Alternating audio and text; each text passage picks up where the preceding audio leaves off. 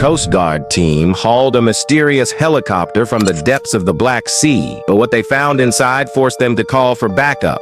Ethan was new to the Coast Guard, still proving himself on dangerous missions. His first big assignment came sooner than expected: recover a helicopter that had vanished without a trace 2 weeks earlier.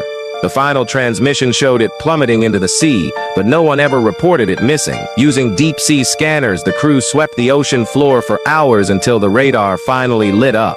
There it was, the lost helicopter, resting eerily on the seabed. With heavy cables and a crane, they pulled it up. As the rotor blades broke the surface, a sharp metallic snap echoed across the deck.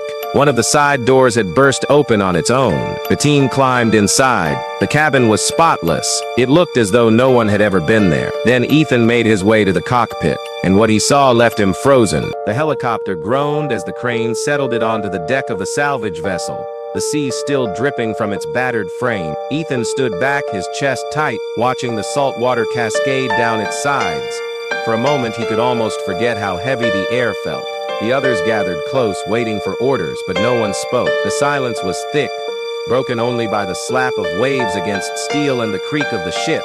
Then one of the technicians moved forward with a cutting torch. The chains around the strange object in the cockpit glinted in the low light, each link looking older than the machine that carried it. Ethan couldn't shake the feeling that the box had no business being there. It didn't match the rest of the helicopter. The paint was different, dulled with age, almost black in places where rust hadn't eaten through. He glanced at the others, and they all seemed to sense it too. This wasn't a wreck they were supposed to find. It was something else, something hidden.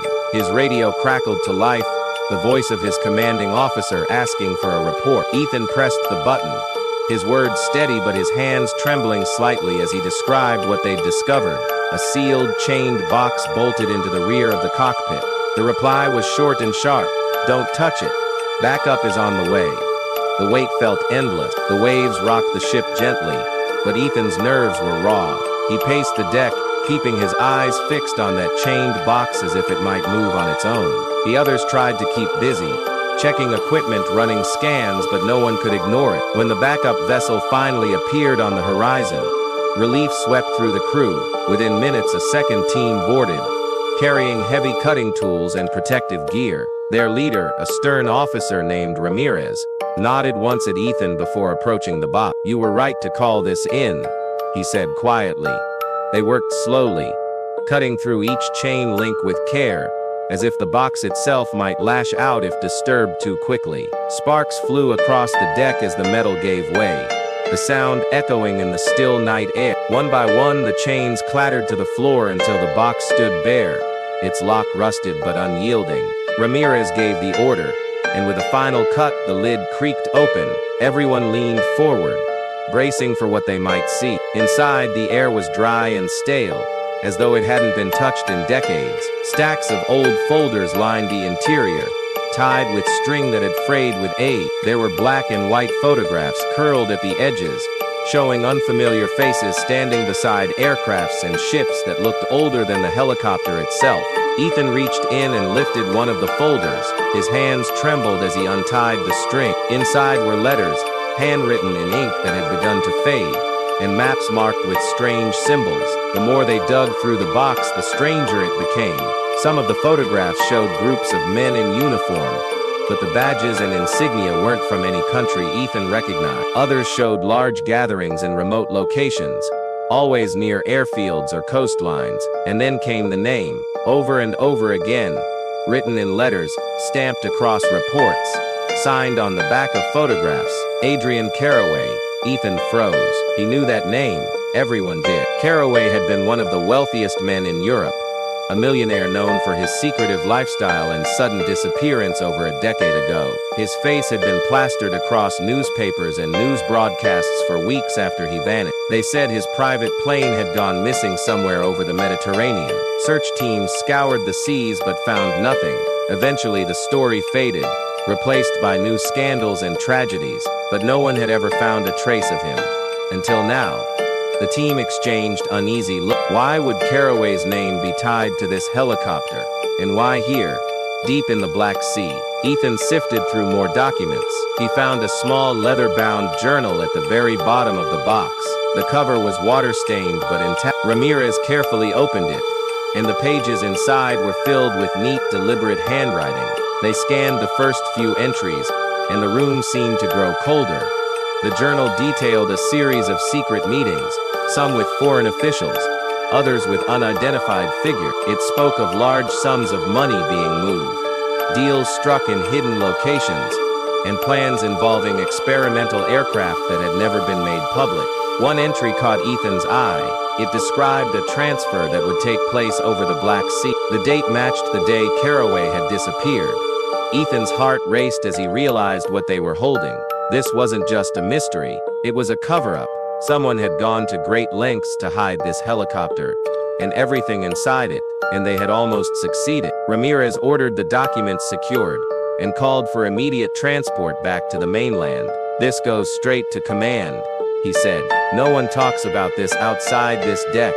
The hours that followed were tense. As the ships made their way back to port, Ethan couldn't shake the thought that they were being watched. He caught himself scanning the horizon again and again, half expecting another vessel to appear. When they finally docked, the box was rushed into a secure facility. Historians, intelligence officers, and military experts all converged to study its contents.